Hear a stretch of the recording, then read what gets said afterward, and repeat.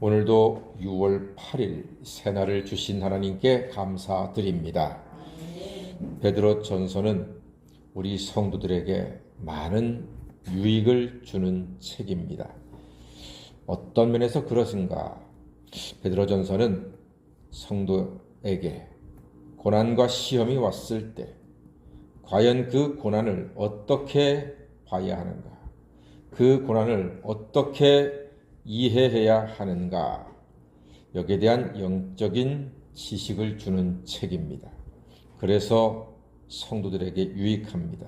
왜냐하면 고난이 없는 인생이었거든요. 누구나 다 고난 가운데 살고 있거든요. 그래서 베드로전서가 큰 지식이 되고 힘이 됩니다. 베드로는 먼저 시험에 대한 생각을 정리합니다.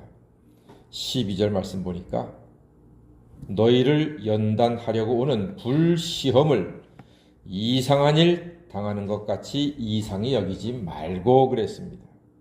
시험을 이상히 여기지 말라는 겁니다. 고난당하는 것을 내가 왜 고난당하나 이상하다 그러지 말라는 겁니다. 당연하다는 겁니다. 누구나 다 시험받고 고난받는다. 이상하게 여길 것 하나도 없습니다. 그렇습니다. 예수를 믿고 예배 드릴 때 시험거리가 올 수 있습니다. 예수님도 성령 충만한 가운데 마귀의 시험을 받으셨습니다. 하물며 우리랴 말할 것도 없겠지요.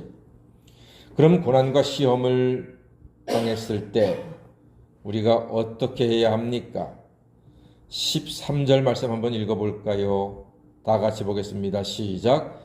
오히려 너희가 그리스도의 고난에 참여하는 것으로 즐거워하라.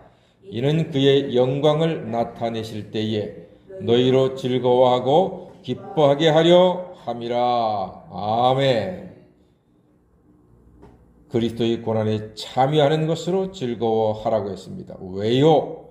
그의 영광, 예수님의 부활의 영광을 나타내실 때 즐거워하고 기뻐하게 하려 함이라 말씀합니다.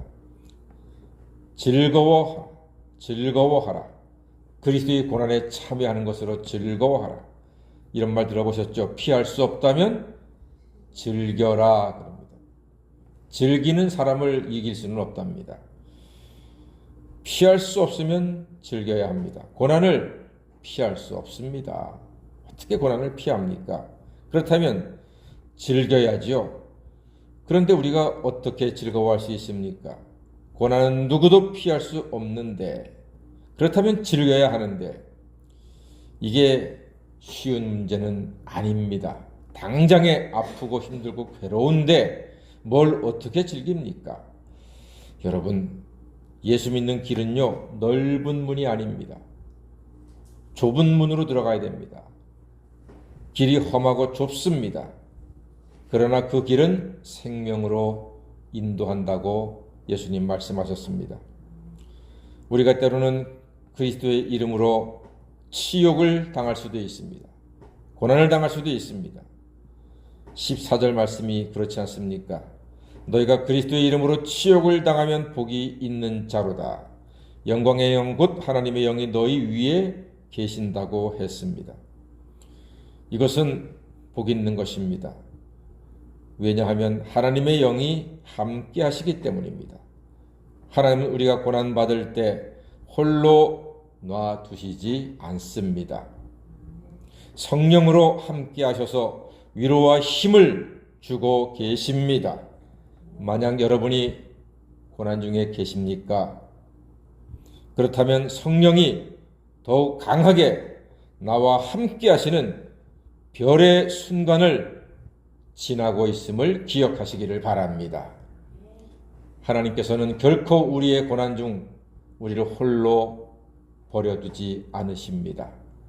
함께 하셔서 그 고난을 이겨낼 수 있도록, 감당할 수 있도록, 승리할 수 있도록 인도하실 줄 믿습니다. 그래서 우리는 고난 중에도 기뻐하고 즐거워할 수가 있습니다. 그런데 고난이라고 다 같은 고난은 아닙니다. 15절 말씀 보니까 살인, 도둑질, 악행, 간섭하는 자로 고난 받지는 말아라. 그런 고난은 부끄러운 일이다. 결코 자랑스러운 고난은 아니다. 그래서 16절 말씀 보니까 만일 그리스도인으로 고난을 받으면 부끄러워하지 말고 도리어 그 이름으로 하나님께 영광을 돌리라고 했습니다. 살인, 도둑질, 악행, 남의 일 간섭하는 것 때문에 그런 것 때문에 고난 받지는 말고 그리스도의 이름으로 예수를 믿기 때문에 예배자로 받는 고난이 있다면 그 고난은 자랑스러운 것이요 하나님께 영광스러운 고난이 된다. 그렇게 말씀하시는 겁니다. 사랑하는 여러분, 예수 믿으면서 받는 고난은 결코 부끄러운 일이 아닙니다. 하나님께 영광 돌릴 너무나 소중한 시간인 것입니다.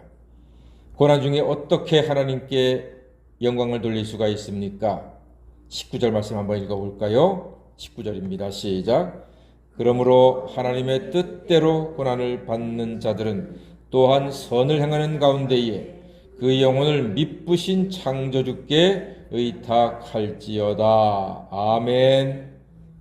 고난받는 자들, 특히 하나님의 뜻대로 고난받는 자들은 창조주 하나님께 의탁할지어다, 맡길지어다, 드릴지어다, 의지할지어다. 이것이 하나님께 영광 돌리는 것입니다. 고난 중에 힘들고 아프고 외로우면 더욱 하나님을 찾고 하나님께 기도하고 하나님을 의지하십시오. 이것이 하나님께 영광 돌리는 길입니다.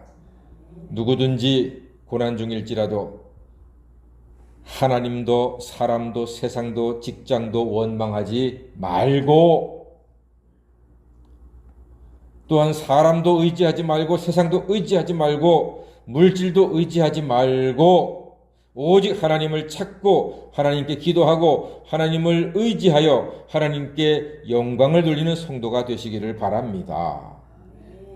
하나님께 영광 돌리는 것은 하나님께 큰 기쁨입니다. 우리가 뭔가를 해서 뭔가를 많이 들여서 하나님께 영광 돌린다고 착각하지 마십시오.